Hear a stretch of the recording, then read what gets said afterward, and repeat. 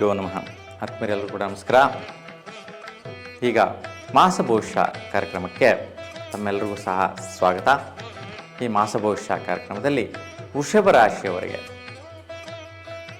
March ತಿಂಗಳಲ್ಲಿ ಈ ತಿಂಗಳ ಪೂರ್ತಿ ಯಾವ ರೀತಿ ಗ್ರಹಗಳ ಒಂದು ಪ್ರತಿಫಲ ಅನುಕೂಲತೆಗಳು ಇರುತ್ತೆ ಅನ್ನುವಂಥದ್ದನ್ನು ನೋಡೋಣ. ನೋಡಿ, ಮಾರ್ಚ್ ತಿಂಗಳು ಫಾಲ್ಗುಣ ಮಾಸ, ಅಂದರೆ ಮಾಘ ಮಾಸ ಮುಗಿದು ಫಾಲ್ಗುಣ ಮಾಸದ ಪೂರ್ತಿ ಕಾಲ ಇರುತ್ತೆ. ಯುಗಾದಿ ಹಬ್ಬದ ಮುಂದೆ ಬರುವಂತಹ ತಿಂಗಳು ಮಾಸ ಅಂತೇಳಿ ಹೇಳ್ಬೋದು. ಹಾಗೆಲ್ಲರೂ ಕೂಡ ಯುಗಾದಿಗೆ ಮುಂಚೆ ಬರುವಂತಹ ಒಂದು ಮಾಸ, ಈ ಒಂದು ಕ್ರೋಧಿನಾಮ ಸಂವತ್ಸರದಲ್ಲಿ ಕೊನೆಯ ಮಾಸ ಫಾಲ್ಗುಣ ಮಾಸ. ಈ ಒಂದು ಮಾಸದಲ್ಲಿ ಉತ್ತಮವಾದ ಪ್ರತಿಫಲಗಳು ಪಡೆಯೋಣ ಅನ್ನುವಂತಹದ್ದು ಮಹತ್ತಾಸೆ ಇರುತ್ತೆ. ಅದೇ ರೀತಿ ಈಗ ವೃಷಭ ರಾಶಿಯವರಿಗೆ ಈ ಒಂದು ತಿಂಗಳು ಹೆಂಗಿದೆ ಅಂತ ನೋಡಿದ್ರೆ, ವೃಷಭ ರಾಶಿಯವರಿಗೆ ವೃತ್ತಿಯಲ್ಲಿ ಒಳ್ಳೆಯ ರೀತಿಯ ಚೇತರಿಕೆ, ಅಭಿವೃದ್ಧಿ, ಸ್ವಲ್ಪ ಉತ್ಸಾಹ, ಹೊಸತನ, ಅಭಿವೃದ್ಧಿದಾಯಕವಾದಂಥ ಪ್ರತಿಫಲ ಇವೆಲ್ಲವೂ ಕೂಡ ಇಂಪ್ರೂವ್ಮೆಂಟ್ಸ್ ನೋಡುವಂತಹ ಯೋಗ ಚೆನ್ನಾಗಿದೆ. ಹಾಗಾಗಿ ವೈಪರೀತ್ಯ ಏನಿಲ್ಲ. ಸ್ವಲ್ಪ ಕಠಿಣವಾದಂಥ ಪರಿಶ್ರಮ ಇದ್ದರೂ ಕೂಡ ವೃತ್ತಿ ಉದ್ಯೋಗದಲ್ಲಿ ಅಭಿವೃದ್ಧಿದಾಯಕವಾದ ಫಲ ಪಡೆಯುವಂತಹದ್ದು. ಮತ್ತು ಮನೆ ಕಡೆ ವಿಶೇಷವಾಗಿ ಕೆಲವೊಂದು ಕಾರ್ಯಕ್ರಮಗಳ ನಿರ್ಣಯಗಳನ್ನು ಮಾಡುವಂತಹ ಒಂದು ಸದವಕಾಶ ಈ ತಿಂಗಳಲ್ಲಿ ನೋಡ್ತೀರಾ.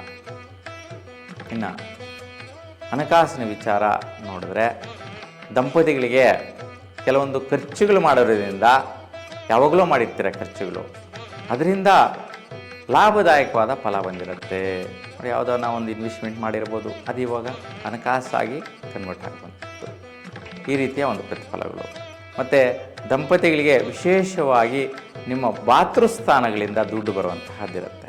ನೋಡಿ, ಯಾರು ವೃಷಭ ರಾಶಿಯವರು ಗಂಡ ಹೆಂಡತಿಯರಲ್ಲಿ ಯಾರದೇ ಆಗಿರಲಿ ವೃಷಭ ರಾಶಿ, ಅಂತಹವರ ಒಂದು ಮಾತೃಸ್ಥಾನದಲ್ಲಿ, ಅಂದರೆ ಅಕ್ಕ ತಂಗಿರಾಗಿರ್ಬೋದು, ಅಣ್ಣ ತಮ್ಮಂದಿರಾಗಿರ್ಬೋದು, ಅವರ ಕಡೆಯಿಂದ ನಿಮಗೆ ದುಡ್ಡು ಬರುವಂತಹ ಒಂದು ಅವಕಾಶ, ಯೋಗ ಇರುತ್ತೆ.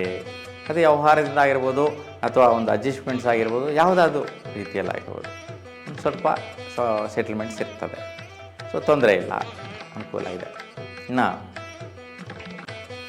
ಈ ಭೂಮಿ ವ್ಯವಹಾರದಲ್ಲಿ ಇನ್ವೆಸ್ಟ್ಮೆಂಟ್ ಮಾಡೋದಾಗಿರ್ಬೋದು, ಮತ್ತು ಈ ಒಂದು ವಿದ್ಯಾರ್ಥಿ ಮಿತ್ರರಿಗೆ ಕೆಲವೊಂದು ಡಿಸಿಷನ್ಸ್, ಅಂದರೆ ಯಾವುದನ್ನ ಒಂದು ನೀವು ಮುಂದೆ ಓದುವಂತಹ ವಿದ್ಯಾಭ್ಯಾಸಕ್ಕೆ ಖರ್ಚು ಮಾಡಿ ಓದೋಣ, ಒಂದು ಉನ್ನತವಾದ ವ್ಯಾಸಂಗೋಸ್ಕರ ಲಕ್ಷಗಟ್ಟಲೆ ಖರ್ಚು ಮಾಡೋಣ ಅನ್ನುವಂತಹ ಆವೇಶ, ಆಲೋಚನೆ ಈ ಒಂದು ತಿಂಗಳಲ್ಲಿ ಬೇಡ. ಆ ವಿಚಾರದಲ್ಲಿ ನಿರ್ಣಯಗಳು ತಗೊಂಡ್ರೆ ನಿಮಗೆ ಅದು ಒಳ್ಳೆಯ ರೀತಿ ಪ್ರತಿಫಲ ಕೊಡೋದಿಲ್ಲ. ಏಕೆಂತಂದರೆ ಬುಧ ಬಲಹೀನವಾದಂಥ ಸ್ಥಿತಿ, ಅಂದರೆ ನೀಚ ಸ್ಥಾನದಲ್ಲಿ ಸಂಚಾರ ಮಾಡ್ತಾ ಇದ್ದಾನೆ. ಅದರಿಂದ ಸ್ವಲ್ಪ ವೈಪರೀತ್ಯದಾಯಕವಾದ ಪ್ರತಿಫಲಗಳಿರುತ್ತೆ. ಅದಕ್ಕೋಸ್ಕರ ಬುಧಗ್ರಹ ಶಾಂತಿ ಪರಿಹಾರ ಮಾಡಿಕೊಂಡ್ರೆ ಹಣಕಾಸಿನ ವಿಚಾರ ಮತ್ತು ವಿದ್ಯಾರ್ಥಿಗಳಿಗೆ ಶ್ರೇಷ್ಠವಾದ ಪ್ರತಿಫಲಗಳು ಬರುತ್ತೆ. ಮತ್ತು ಕೆಲವೊಂದು ಫಸಲುಗಳಲ್ಲಿ, ಅಂದರೆ ಇನ್ನೇನೋ ಯಾವುದೋ ಒಂದು ಬೆಳೆ ಬೆಳೆದಿರ್ತೀರ, ಅದಿನ್ನೇನು ಪ್ರತಿಫಲನೇ ಇಲ್ಲ ಅನ್ನುವಂತಹ ಸ್ಥಿತಿಯಲ್ಲಿ ಯಾರೋ ಒಬ್ಬರು ಒಳ್ಳೆ ರೀತಿ ರೇಟ್ಗೆ ತಗೊಳ್ಳುವಂತಹದ್ದು, ದುಡ್ಡಾಗಿ ಬರುವಂತಹದ್ದು, ಆದಾಯವಾಗಿ ಬರುವಂತಹದ್ದು ಆಗುತ್ತೆ. ಯಾವಾಗಪ್ಪ ಅಂತಂದರೆ ಬುಧಗ್ರಹ ಶಾಂತಿ ಪರಿಹಾರ ಮಾಡಿದಾಗ ಆ ಪರಿಹಾರ ಮಾಡ್ಕೋಬೇಕು. ಮಾಡಿಲ್ಲ ಅಂದರೆ ಗ್ರಹದ ಬಲ ನಿಮ್ಮ ಜಾತಕ ರೀತಿ ಬರುವುದಿಲ್ಲ. ಯಾಕೆಂತಂದರೆ ಗೋಚಾರದಲ್ಲಿ ನಿಮ್ಮ ರಾಶಿಯಿಂದ ಲಾಭ ಸ್ಥಿತಿಯಲ್ಲಿ ಇರ್ತಕ್ಕಂತಹ ನೀಚವಾದ ಬುಧ ಬಲಹೀನವಾಗಿದೆ, ಪ್ರತಿಫಲ ಕೊಡುವ ಸ್ಥಿತಿಯಲ್ಲಿ ಇಲ್ಲ. ಅದಕ್ಕೆ ಬುಧಗ್ರಹಕ್ಕೆ ಪರಿಹಾರ ಏನು ಅಂತಂದರೆ, ಉತ್ತರೇಣಿ ಗಿಡದ ಎಲೆಗಳಿಂದ ಮಹಾವಿಷ್ಣುವಿಗೆ 108 ಅಷ್ಟೋತ್ರ ನಾಮಗಳನ್ನು ಹೇಳಿ ಅಷ್ಟೋತ್ರ ಮಾಡಿಸ್ಕೊಳ್ಳೋದ್ರಿಂದ ಈ ಒಂದು ಪ್ರತಿಫಲದಾಯಕ ಫಲ ನೀವು ಪಡೀತೀರಾ. ಸುಫಲ ಇರುತ್ತೆ. ಇನ್ನು ವೈಯಕ್ತಿಕವಾದ ಅಭಿವೃದ್ಧಿ ಮತ್ತು ಆರೋಗ್ಯ ಸ್ಥಿತಿ, ಸ್ವಲ್ಪ ಗಂಟಲು, ಶ್ವಾಸಬಾಧೆ, ಶ್ವಾಸ ಸಂಬಂಧಿ ಸಮಸ್ಯೆಗಳು, ಥ್ರೋಟ್ ರಿಲೇಟೆಡ್ ಇಶ್ಯೂಸು ಮತ್ತು ENT ರಿಲೇಟೆಡ್ ಸಮಸ್ಯೆಗಳು ಸಾಧಾರಣ ಮಟ್ಟಿಗೆ ಕಾಡ್ತಾ ಇರುತ್ತೆ. ಆ ವಿಚಾರದಲ್ಲಿ ಸ್ವಲ್ಪ ಅರಳಿ ಮರದ ಪ್ರದಕ್ಷಿಣೆ ಮಾಡಿ ಸುಫಲನ ಪಡಿತೀರಾ. ಇನ್ನು ಮಿತ್ರರಿಂದ ವಿಶೇಷವಾಗಿ ಲಾಭದಾಯಕವಾದ ಪ್ರತಿಫಲಗಳು ಸಿಗುತ್ತೆ.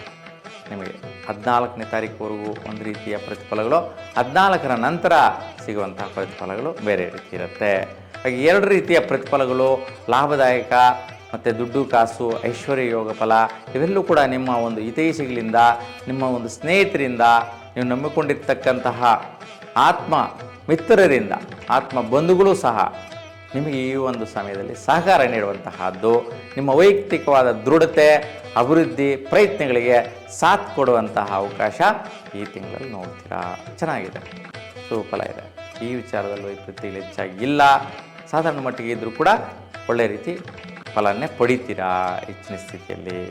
ಇನ್ನು ಭಾಗ್ಯದಿಂದ ವೃತ್ತಿಯೋಗ, ಅದು ಭಾಗ್ಯ ಅಂತಂದರೆ ಯಾವುದೋ ಒಂದು ಯಾರೋ ಒಂದು ಆಪರ್ಚುನಿಟಿ ಕೊಡ್ತಾರೆ, ಅವಕಾಶ ಕೊಡ್ತಾರೆ, ಅವರಿಂದ ನಿಮಗೆ ವೃತ್ತಿಯಲ್ಲಿ ಬಲ ಸಿಗತ್ತೆ, ಅವರ ಎನ್ಕರೇಜ್ಮೆಂಟ್ ಸಿಗತ್ತೆ, ಅವ್ರ ಸಾಥ್ ಸಿಗತ್ತೆ, ಅವ್ರ ಸಪೋರ್ಟ್ ಸಿಗತ್ತೆ.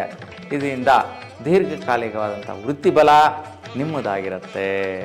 ಸುಫಲ ಇದೆ ವೃತ್ತಿಯಲ್ಲಿ, ಯಾವುದೇ ರೀತಿ ತೊಂದರೆ ವೈಪರೀತ್ಯಗಳು ಇರುವುದಿಲ್ಲ. ಸ್ವಲ್ಪ ಲಾಭ ಸ್ಥಾನದಲ್ಲಿ ಸ್ವಲ್ಪ ರಿವರ್ಸ್ ಆಗಿ ಸುತ್ತಾಟ ತಿರುಗಾಟ, ಕಾಲಹರಣದಿಂದ ಸುತ್ತಾಡಿ ತಿರುಗಾಡಿ ಆದಾಯಗಳನ್ನ ಪಡೆಯುವಂತಹ ಪ್ರಯತ್ನ ಪರಿಶ್ರಮಗಳನ್ನ ಮಾಡ್ತಾ ಇದ್ರಿ. ಆ ಒಂದು ವಿಚಾರದಲ್ಲಿ ಕೂಡ ಸ್ವಲ್ಪ ಕಸಿವಿಸಿ ಟೆನ್ಷನ್ಸ್ ಇರುತ್ತೆ, ಪ್ರೆಷರು ಕೂಡ ಸ್ವಲ್ಪ ಜಾಸ್ತಿ ಇರುತ್ತೆ.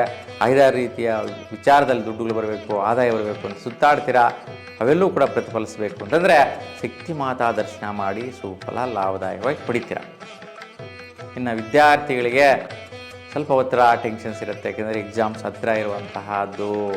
ಯಾಕೆಂದರೆ ಎಲ್ರಿಗೂ ಕೂಡ ಮಾರ್ಚ್ ಅಂದ ತಕ್ಷಣವೇ PUC ಅವ್ರಿಗಾಗಿರ್ಬೋದು, ಡಿಗ್ರಿ ಅವ್ರಿಗಾಗಿರ್ಬೋದು, ಇವ್ರಿಗೆಲ್ರಿಗೂ ಕೂಡ ಅಥವಾ ಪೋಸ್ಟ್ ಗ್ರ್ಯಾಜುಯೇಷನ್ ಸ್ಟಡೀಸ್ ಮಾಡ್ತಾ ಇರ್ತಕ್ಕಂಥವ್ರಿಗೆ ಎಲ್ರಿಗೂ ಕೂಡ ಮಾರ್ಚು, ಏಪ್ರಿಲ್, ಮೇ ಈ ತಿಂಗಳುಗಳಲ್ಲಿ ಸ್ವಲ್ಪ ಎಕ್ಸಾಮ್ಸ್ ಇರೋದ್ರಿಂದ ಸ್ವಲ್ಪ ಟೆನ್ಷನ್ ಇರುತ್ತೆ, ಒತ್ತಡ ಇರುತ್ತೆ.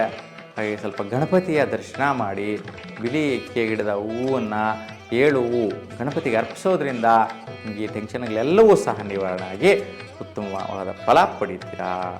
ಹಾಗೆ ಒಟ್ಟಾರೆಯಾಗಿ ನಿಮ್ಮ ರಾಶಿಯವರಿಗೆ ಶುಭವಾದ ಫಲಗಳು 6 ಗ್ರಹಗಳಿಂದ ಇದೆ, 3 ಗ್ರಹಗಳಿಂದ ಮಾತ್ರ ಸ್ವಲ್ಪ ವೈಪರೀತ್ಯ ಇರುವಂತಹದ್ದು. ವೃಷಭ ರಾಶಿಯವರಿಗೆ ಸದಾಕಾಲ ನಿಮ್ಮ ಇಷ್ಟದೇವರ ಅನುಗ್ರಹ ಸಿಗಲಿ ಅಂತ ಭಗವಂತನಲ್ಲಿ ಪ್ರಾರ್ಥಿಸ್ತಾ ಎಲ್ಲರಿಗೂ ಕೂಡ ಶುಭವಾಗಲಿ. ನಮಸ್ಕಾರ.